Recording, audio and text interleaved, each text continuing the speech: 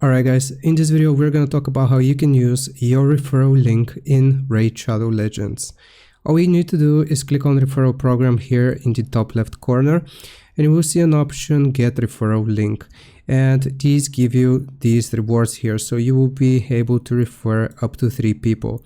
Just want to click on get referral link and this is going to copy the link for your referral. Now it's going to look a little something like this. Here's my install link for Raid Shadow Legends. Get it through this link and both of us will get free stuff to boost us along. So how this is going to work, if we click on the eye or the information icon here in the top left, by inviting and referring friends, you will earn rewards and so will they.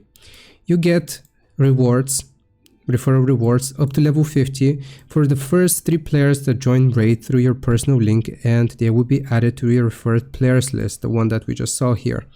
You can get different links here and the total is going to be Sacred Shard. As you can see, we have Sacred Shards. Alright, so if they are using an iOS device, then they will need to allow tracking, so their referral or your referral actually counts towards your goal here. And that's basically how it works. If people download Raid Shadow Legends through your link, they will get rewards, you will get rewards, and everybody's gonna be happy. Hope this helps. Leave a like and sub. I'll see you next time.